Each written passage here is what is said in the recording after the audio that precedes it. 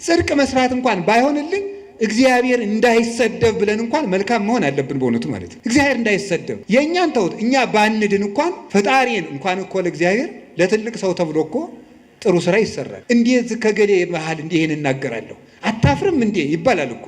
እግዚአብሔርን ፊታችን አስቀምጠን እግዚአብሔር እጅ ላይ ሆነን በእግዚአብሔር መሰረት ላይ ቆመን እግዚአብሔርን ጣራ አድርገን በእግዚአብሔር መሃል ሆነን በእግዚአብሔር ፊት ሆነን እንዲሆነን እግዚአብሔርን እናሰድባለን ብለን ከክፋት አለመመለሳችን ምን አይነት ይቅርታ ይደረግልናል?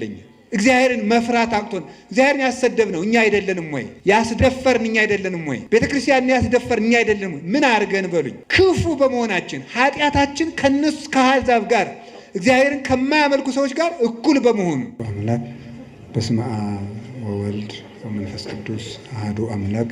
በስመ አብ ወወልድ ወመንፈስ ቅዱስ አሐዱ አምላክ። በባህሪው ሞት በመንግስቱ ሽረት የሌለበት ቅድመ ዓለም ሳይፈጠር የነበረ ዓለምን የፈጠረ ዓለምን አሳልፎ የሚኖር የአባቶቻችን አምላክ ቅዱስ እግዚአብሔር በሀብት ስቦ በረድኤት አቅርቦ በቅዱስ ቦታው ስለሰበሰበን ስሙ የተመሰገነ ይሁን። የምንማማርበት ርዕስ ስለ እብድ ውሻ ነው የምንማማረው። እብድ ውሻ በሉ እስኪ እንደገና በሉ። ስለ እብድ ውሻ እንማማራለን።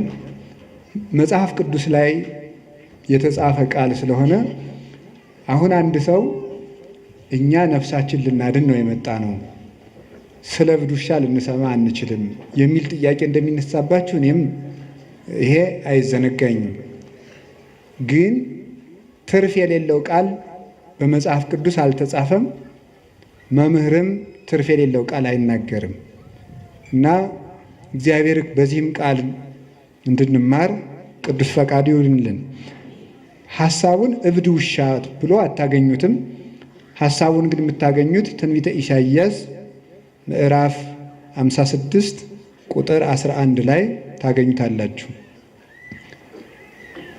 እሙንቱ ከመ አክልብት እለ ኢይጸግቡ፣ እነሱ እንደማይጠግብ ውሻ ናቸው።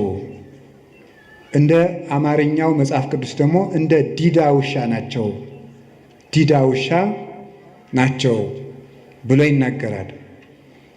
የማይጠግብ ውሻ፣ ዲዳ ውሻ ተብሎ ተነግሯል።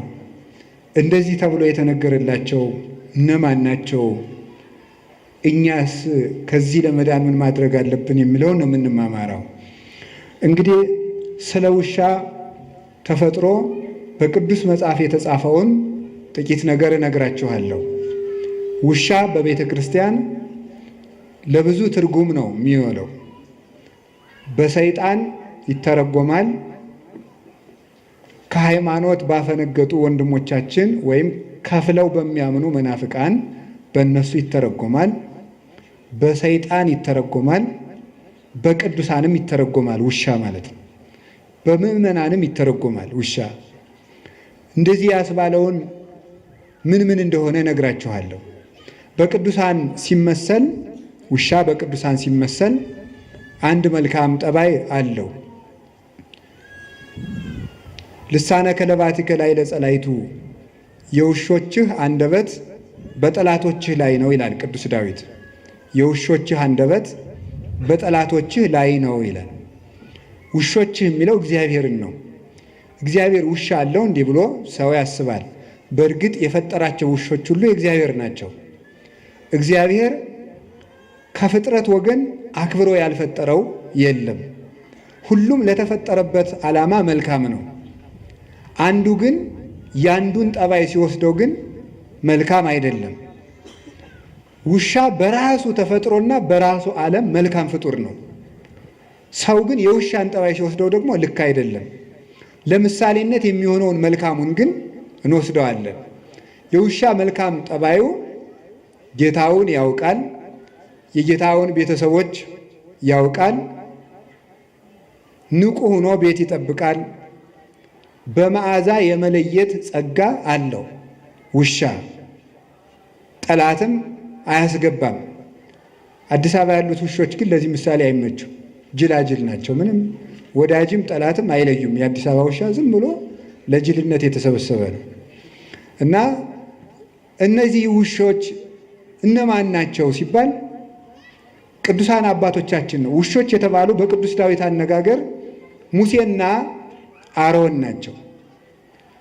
ውሻ የጌታውን ቤት ታምኖ እንደሚጠብቅ እነሱም የጌታቸው የእግዚአብሔርን ቤት ሳይመቻቸው የጠበቁ ናቸው። ውሻ ሰው ባረፈበት ሰዓት፣ በማይመች ሰዓት በሌሊት ጦር ይወረወርበታል፣ ድንጋይ ይወረወርበታል፣ ሌላም ነገር ይደረግበታል። በዚያ ሰዓት ግን ለሰዎች ቤዛ ሆኖ መከራ እየተቀበለ ሲጮህ ቤት ሲጠብቅ ለሰዎች እረፍት ሰጥቶ ያድራል። ልክ እንደዚህ ሙሴ አሮን በማይመች አገር፣ በማይመች ቦታ፣ በማይመች ንጉሥ መሃል የማያምን ንጉሥ ብቻ አይደለም፣ የሚያምኑት ሲወለዱ ወንዝ የሚወረውር ጨካኝ ንጉሥ ባለበት ጊዜ የእግዚአብሔርን ብርሃን በሥጋቸውም በነፍሳቸውም ይዘው ለጨለመበት ሕዝብ ያበሩ የነበሩ ለጌታቸው የታመኑ ናቸው። በማያምንና ንጉሥ የንጉሥ ከባድነቱ አለማመኑ ብቻ አይደለም፣ እንዳያምኑ እንቅፋት ሲሆን ደግሞ ሌላ ችግር ነው። እንዳያምኑ እንቅፋት ከመሆን በላይ ደግሞ የሚያምኑትን የሚገድል ከሆነ ደግሞ ሌላ ችግር ይሆናል ማለት ነው። በዚህ መካከል ሃይማኖትን መጠበቅ ታማኝ ውሻ ያሰኛል። ውሻ መጀመሪያ ሲጮህ ለራሱ እየፈራ ነው የሚጮኸው። ታውቃላችሁ ይሄንን? ውሻ እኮ ቤት ለመጠበቅ ብሎ ጮህ አያውቅም። ውሻ የሚጮኸው ፈርቶ ነው የሚጮኸው። ለራሱ መጮህ ይጀምርና ለራሱ የጮኸው ለቤት ይሆናል። ቅዱሳን መጀመሪያ ተጋድሎ ሲጀምሩ ለራሳቸው ነው የሚጋደሉት። ወዮልኝ ለኔ ወዮልኝ ለኔ፣ ነፍሴ በእግዚአብሔር ፊት ስትቆሚ ምን ትመልሻለሽ? ቅድመ መኮንነ ጽድቅ እያፍሮ ለባይል በይንተ ብኢሉ፣ ባለጸጋውን ስለ ባለጸጋነቱ የማያፍር ድሃውን ድሃ ነህ ብሎ አይፈርድለትም፣ መልካም ከሰራ ብቻ ይፈርድለታልና። በዚያ ዳኛ ፊት በቆምሽ ጊዜ ምን ትመልሽለታለሽ እያሉ መጀመሪያ ለራሳቸው ይጋደላሉ። ለራሳቸው የሚጋደሉት ተጋድሎ እግዚአብሔር በእነሱ ላይ ካሳፈረው ብርሃን የተነሳ ለዓለም ሁሉ የሚተርፍ ይሆናል። እንዲህ ብሎ መድኃኒታችን እንደተናገረ ከማውቄ ይብራ ብርሃንክሙ በቅድመ ሰብእ፣ እንዲሁ ብርሃናችሁ በሰው ፊት ይብራ። ወያቱ ማይቶተ ከመ አንብርዋ ታሕተ ከፈር፣ ብርሃንን ወይም መቅረዝን ከታች እንቅብ ሊደፉባት አያበሯትም። አላ ያነብርዋ ዲበ ተቋማ ወታበርህ ለኩሉ፣ መቅረዝን መብራትን ከመቅረዟ ላይ ያስቀምጠው ለሁሉ እንድታበራ ያደርጓታል እንጂ። እንዲሁ ክርስቲያኖችን ቅዱሳንን እግዚአብሔር በራሳቸው ክብር ብቻ ሰውሮ አያስቀራቸው። እንዲገለጡ ብርሃናቸው ለሰው እንዲተርፍ ያደርጋቸዋል። ለነሱ ከበራላቸው በኋላ በእግዚአብሔር ብርሃን ከታተሙና በዚህ ከተቀደሱ በኋላ ለሌላው ይተርፋሉ እና ተራቡም ተጠሙም፣ ተናቁም ተከበሩም፣ ተደመጡም አልተደመጡም የጌታቸውን ቤት የሚያገለግሉ ቅዱሳን ታማኝ ውሾች ይባላሉ። በማይሰማ ሕዝብ መሃል አሁን እኮ ተመልከቱ፣ ንጉሡ ከሃዲ ሕዝቡም ከሃዲ ሲሆን ችግር ነው። አሮንና ሙሴ ታማኝ ውሾች ያሰኛቸው ከዚህ የተነሳ ነው። ንጉሡ ከሃዲ፣ እስራኤልም ከሃዲ ናቸው። ወደ ፈርዖን እንዳይሄዱ ሕዝብ ይዘው ወጥተዋል። ደግሞ የእግዚአብሔር ሆኖ የፈርዖን አይኮንም። ሕዝቡ ደግሞ የባስ ዱባ ብንበላ የሚሻለንን ከነበርንበት ሀገር አወጣችሁ በረሃብ አስበልታችሁ ልንቀሩ ነው ብሎ አንገተ ደንዳና የሆነ ጨካኝ ሕዝብ ነው። እንዲያውም አባታችን ርዕሰ ነቢያት ሙሴ አንድ ቀን እንዲህ ብሏል፣ ይሄንን ሕዝብ በውኑን የፈጠርኩትን ተው፣ እግዚአብሔር ሆይ ተው፣ ሕዝቡን አትቅሰፍ። ሰው ራሱ አንተን ያመሃል አለ። ያመሃል ይሄ ሕዝብ ጣዖት እያመለከ ስታስቸገረኝ ላጠፋው ነው ቢል እግዚአብሔር ተው፣ አንተን ያመሃል። እግዚአብሔር እንዳይታማ የሚቆረቆር ነበረ ሙሴ። ከዚያ ምን ብሎ ነው የሚቆረቆርለት? በረሃ አውጥቶ ሲያበላ ማብላት ሲያቅተው ጊዜ በመቅሰፍት ፈጃቸው ይለዋል። ስለዚህ መመገብ የማይችል ፈጣሪ ብለው ያሟል፣ ተው አትፍጃቸው ብሎ ለአምልኮቱ ተቆርቁሮ ድንጋይ ይዘው ሊወግሩት ለሚመኙ ሕዝብ ለነሱ ለእግዚአብሔር አምልኮት ይቀና ነበረ። እኛ ለእግዚአብሔር እንደው አሁን እግዚአብሔር ይታማል፣ እግዚአብሔር ይሰደባል ብሎ የሚያስብ ሰው አለ? ወበእንቲአክሙ ይጸርፉ ለአሕዛብ፣ አሕዛብ ላይ ለስመ እግዚአብሔር፣ በእናንተ ምክንያት አሕዛብ የእግዚአብሔርን ስም ይሰድባሉ ይላል ቅዱስ ጳውሎስ። አስቀድሞ ኢሳይያስ የተናገረው ነው። በእናንተ ምክንያት አሕዛብ እግዚአብሔርን ይሰድቡታል። ምን ብለው ነው የሚሰድቡት? አሕዛብ በክርስቲያን ምክንያት እግዚአብሔር ይሰድባሉ። ምን ብለው ነው የሚሰድቡት? ክርስቲያኖች ኃጢአት የሚሰሩ ለምንድን ነው ተብሎ ሲጠየቅ አምላካቸው ኃጢአት የሚወድ ስለሆነ ይሆናላ ብለው ነው የሚሰድቡት ማለት ነው። አምላካቸው ኃጢአት ስለሚወድ ነው ኃጢአት የሚሰሩ ብለው በዚህ ምክንያት እግዚአብሔር ይሰደባል፣ እግዚአብሔር እንዳይሰደብ ብለው በእውነቱ ማለት ነው። ጽድቅ መስራት እንኳን ባይሆንልን እግዚአብሔር እንዳይሰደብ ብለን እንኳን መልካም መሆን አለብን በእውነቱ ማለት ነው።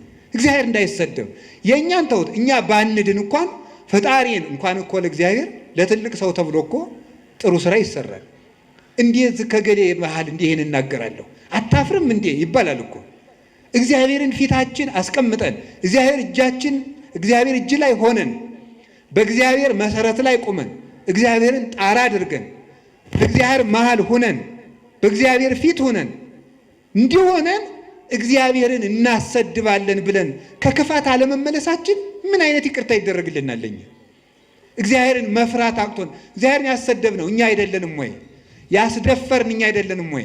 ቤተክርስቲያን ያስደፈርን እኛ አይደለንም ወይ? ምን አድርገን በሉኝ? ክፉ በመሆናችን ኃጢአታችን ከነሱ ከአሕዛብ ጋር እግዚአብሔርን ከማያመልኩ ሰዎች ጋር እኩል በመሆኑ እና ሳይመቸው ክርስቲያን የሚሆን እርሱ ታማኝ ውሻ ይባላል። ጌታውን የሚለይ እንጀራ የጣለለትን የሚለይ የጌታውን ቤተሰቦች የሚለይ እሱ ውሻ ይባላል። ታማኝ ውሻ ቤተሰቡን ሁሉ የሚያውቅ። አሁን እዚህ ውስጥ አስነስቼ ብጠይቅ ሃይማኖቱን የሚናገር ምእመን አገኛለሁ ብዬ አላስብም። እርግጠኛ ነው የምሆነው በእናንተ በእውነት ማለት ነው። እንዲሁ ለእናንተ መብቃት አያስፈልገኝም፣ እናንተን ስለማውቃችሁ ማለት ነው። ከዚህ ውስጥ ሃይማኖታችሁ ምንድን ነው ሲበብት ብዬ ተዋሂዶ ምንድን ነው አናውቀው። እንዲሁ እኮ አሁንም እንዲህ ይገርማችኋል። የማያውቅ ሰው ማወቅም የማይፈልግ ሰው ከእንዲህ ያለ በሽተኛ እግዚአብሔር ይሰውራችሁ። ታሞ መድኃኒትም ማዋጥ የማይፈልግ ከዚህ በላይ ችግር አለን? እማናውቅ ለማወቅም ፈቃደኞች ያይደለን ደግሞ ድንቁርናችን ይዘን የምንመጻደቅ ተመጻዳቂዎች ለሁሉም ነገር። የዚህ ዘመን ሰውን የሚያስደንቀኝ በመሰላችሁ አንዱ ለሁሉም ነገር እውቀት አለው። ምን ማለት ነው? ለሁሉም ሰው ፖለቲካም ይናገራል፣ ሊቅ ነው። በዚያም ቤተ ክርስቲያን ላይ ይናገራል፣ በዚያም ሊቅ ነው። የማያውቀው እውቀት የለውም። ስለዚህ ሁሉንም አያውቅም ማለት ነው። ሁሉንም ስለማያውቅ ሁሉንም አያውቅ። እንዴት ሰው ሁሉን ሊያውቅ ይችላል? እንዴት ሰው ሁሉ ቦታ ሊቅ ይሆናል? ሁሉም ቦታ እጃችሁን ታወጣላችሁ። ሁሉም ቦታ ሲኖዶስን ለመተቸትም ሊቅ ናችሁ። ጳጳሳትን ለመተቸትም ሊቅ ናችሁ። የገዳም ስርዓትም ታውቃላችሁ። ስርዓተ ካህናት ታውቃላችሁ። የዲቁናን ጠባይም ታውቃላችሁ። ስርዓተ መንግስት ታውቃላችሁ። እኔ የዚህ ዘመን ሰው የማያውቀው ሰው አለን? የማያውቀው ነገር በጣም ሊቅ ናችሁ ማለት ነው። እኔ እውነቴን ነው የምነግራችሁ። ከእንዲህ ያለ ሁሉን አዋቂነት መመለስ አለብን በእውነቱ ማለት ነው። ድንቁርና በእውነቱ ቤት ሰርቶብን ያለን። ድሮ ጥበብ ቤቷን ሰራች ነበር የሚባለው። አሁንም ቤተ ክርስቲያን ትለዋለች። እኛ ላይ ግን ድንቁርና ነው ቤቷን የሰራች፣ ብዙ ምሰሶዎችን ያቆመችው። በዚያም ደግሞ እየተመጻደቅን የምንኖር ጌታውን የማያውቅ ውሻ፣ ቤተሰቡን የማያውቅ ስለ ቅዱሳን አባቶቻችን እውቀት የሌለን፣ ስለ ታሪክ እውቀት የሌለን፣ ስለ ሃይማኖት እውቀት የሌለን፣ ስለ ዘመኑም እውቀት የሌለን፣ ስለ ራሳችንም እውቀት የሌለን ሰው ከዚህ ሁሉ እንዴት የእውቀት ድንግልና ይኖረዋል? ሰው እኮ ሃይማኖቱን ማወቅ አለበት። አንድ ቤተ ክርስቲያኑን ማወቅ አለበት። ሁለት ታሪኩን ማወቅ አለበት። ዘመኑን ማወቅ አለበት። ራሱን ማወቅ አለበት። ሰው ምን ማለት እንደሆነ ብናውቅ ኑሮ እውነት በማይረባ ልክስክስ ነገር ታስረን እንኖር ነበረ? ሰው እስኪ ምንድን ነው ብላችሁ እስኪ ጠይቁ። እኔ እኮ ሰው ነኝ ብላችሁ አስባችሁን? እኔ ጅብ አይደለሁም፣ እኔ ውሻ አይደለሁም፣ እኔ አይጥ አይደለሁም አትሉም እንዴ? ያገኘውን የሚበላ እኮ አይጥ ነው። ዝም ብሎ ሳይመርጥ የሚበላ ጊዜም ሰዓትም የማይመርጥ እኛ ውሻ አይደለንም፣ እኛ እባቦች አይደለንም፣ እኛ ነምር አይደለንም፣ እኛ ጭልፊት አይደለንም አትሉ? ከላይ ሆኖ የሚነጥቃል ይሄ ጭልፊት፣ ከላይ ሆኖ መንጠቅ። እንደዚህ ያለ ሁሉ ነፃ መሆን የምንችለው ውሻነታችንን መልካም ስናደርገው ነው። ታማኝ ውሻ እንድንሆን አምላከ ቅዱሳን ይርዳን። ውሻ ቤተሰቡን የሚያውቀው በመዓዛው ነው። ጌታ በቅዱስ ጳውሎስ አድሮ እንደተናገረ እንዲህ ይላል፣ ንሕነሰ መዓዛሁ ለክርስቶስ ንሕነ አለ ቅዱስ ጳውሎስ። እኛ የክርስቶስ መዓዛ ነን። እስኪ በሉ እኛ የማን መዓዛ ነን? ምን ማለት መሰላችሁ? ሊቃውንቱ ሲተረጉም ልብስ በመዓዛው ይታወቃል። የዛሬ ልብስ እንኳን ብዙ አይታወቅም። ለዚህ ምሳሌ የምንመች የገጠር ልጆች ነን። የገጠር ልጆች እናትና አባቶቻችን ሽቱ ስለማይረጩ የእናታችን ወዝም የአባታችን ወዝም እናውቃለን። ይሄ የአባባ ጋቢ ነው፣ ይሄ የማማ ጋቢ ነው። የከተማ ሰው ግን ሁሉም ሽቱ ስለሚረጭ አይታወቅም የማን ወዝ እንደሆነ ማለት ነው። ልብሱም አይታወቅም። ይሄን እንኳን ችግር የለውም፣ ኃጢአታቸው አይደለም። ይሄ ዘመን አሰልጥኖላቸው ነው ማለት ነው። እኛ ግን የአባታችን ወዝ ምን እንደሆነ እናውቀዋለን። ሲቆፍር ያፈሰሰው ወዙ፣ የማማን ወዝ እናውቀዋለን። ስትጋግር የኩበቱ ጢስ በሱ እናውቀዋለን። ይሄ እናቴ ጋቢ ነው እንላለን ማለት ነው። ከዛ ሊቃውንቱ በዚህ ነው የተረጎሙት። ይሄ ይትባሃል ካልገባን መጽሐፉም አይገባን። ምንድነው መዓዛ? የክርስቶስ መዓዛ ነን። ልብስ በመዓዛው እንዲታወቅ እኛም የክርስቶስ መታወቂያ ነን ማለት ነው ይላሉ። እኛ የክርስቶስ መታወቂያ ነን። ሰዎች ክርስቶስን የሚያውቁት እኛን አይተው ነው ማለት ነው። እኛን አይተው ክርስቶስን ያውቁታል። በሞቴ የማን መታወቂያ ናችሁ እናንተ? ኧረ በሞቴ ተዋርፋችሁ ቁጭ በሉ። እንዴት ደፋሮች ናችሁ እናንተ! የክርስቶስ ትላላችሁ። አሁን እናንተ የክርስቶስ መታወቂያ ናችሁ። በዘፈናችሁ ነው የክርስቶስ መታወቂያ የምትሆኑት። በግርግራችሁ በተሳዳቢነታችሁ ነው የክርስቶስ የምትሆነው። በእንቅልፋምነታችሁ በሆዳምነታችሁ ነው። ዛሬ ሰውዬ ሊሳደብ ነው የመጣ። እኔ ብትሉ ምን ጨነቀኝ፣ ነፍሳችሁ ትዳን እንጂ። ስለዚህ የማን መታወቂያ ነኝ? ሰው እኔን አይቶ ማንን የሚያየው? እኔን አይቶ ጋኔንን ነው የሚያይ? ክርስቶስን። በውሸታችን የማን መታወቂያ ነው? ያጋንንት። ውሸት የጋኔን ነው። በነገረ ሰሪነታችን የማን መታወቂያ ነው? ያጋንንት። መለያየትን የሚሰራ ጋኔን ነው። በነፍሰ ገዳይነታችን የማን መታወቂያ ነው? የጋኔን። እስመም ትካት ቀታሌ ነፍሰ ሰብ ውእቱ። ሐሰትን አመንጭቶ ዛሬ እኮ ሰት ምንድን ነው? የከተማ ሰው ኃጢአትን ሲያቻችል ምንድን ነው የሚለው? ኖርማል ነው የሚለው አይደለም። ኃጢአትን በደንብ ሊሰራ ሲፈልግ ኖርማል ነው የሚለው ማለት ነው። ኧረ ኖርማል አይደለም። እንዴት ኃጢአት ኖርማል ይሆናል? ውሸታውን ኖርማል ነው አይደለም? ለእናንተ ውሸት ኖርማል ነው። አሁን ሰው መዋሸት እዚህ ጫፍ ላይ ደርሻለሁ ይላል። ገና ስንት ኪሎ ሜትር ተቀምጦ ማለት ነው። እንዴት ውሸትን ትለምዳል? እግዚአብሔር እውነት ነው በሉ እስኪ በሉ። ጨምሩ። ሐሰት የማን ነው? የሰይጣን በሉ እንጂ። የሚዋሽ ሰው የማን መታወቂያ ነው? ከዚህ በኋላ ብትዋሹ የማን መታወቂያ ናቸው? ሰይጣንን መምሰል የምትፈልጉ የሰይጣን መታወቂያ ይታተምላችኋል። ዋሹ። ክርስቶስን መምሰል ከፈልጋችሁ እውነተኞቹ ነው። በየትኛውም ነገር አትዋሹ። ለምን ዛሬ አትሞቱም? ውሸት መቆም አለበት። ይህ የእኛ መዓዛ አይደለም። ሁለንተናችሁ፣ አነጋገራችን፣ አመጋገባችን፣ አረማመዳችን፣ አለባበሳችን ማንን ያሳያል? እንዲሁ በሞቴ ወንዶችም ሴቶችም ዝም ብላችሁ አባ ቄስ ይሄ ልብስ ኃጢአት ነው ጽድቅ ነው የሚለው ተው ዝም ብላችሁ። ይሄ ልብስ የማን መታወቂያ ነው ማለት ነው።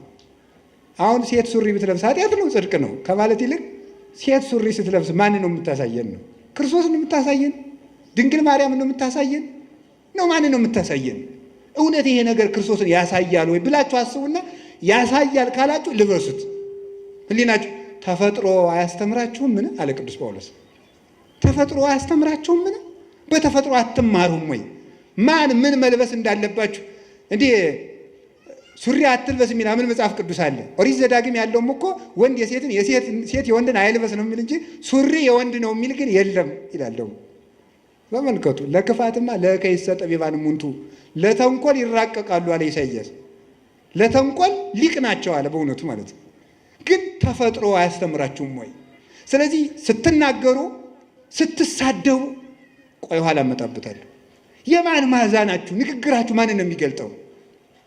የባለ ትዳሮች ትዳር እውነት ክርስቶስን ነው የሚያሳየው ወይ? የካህናት ክህነት፣ የዲያቆናት ዲቁና ማንን ነው የሚያሳየው? ክርስቶስን ለማሳየት ነው ወይ የምናስቀድሰው? ክርስቶስን ለማሳየት ነው ወይ የምንቀድሰው? የምትኖሩት ማንን ልታሳዩ ነው? ዘራችሁን ልታሳዩ ነው? ከጀርባችሁ ያለውን ሰው ልታሳዩን ነው? ክርስቶስን ልናሳይ የተፈጠርን ሰዎች ነን። ሰዎች እኛን አይተው እግዚአብሔርን ማየት አለባቸው። በእኛ አውሬነት መታየት የለበትም። በእኛ ሰይጣንነት መታየት የለበትም። እንዲህ ያለውን ነገር እንድናሳይ አምላከ ቅዱሳን ይርዳን።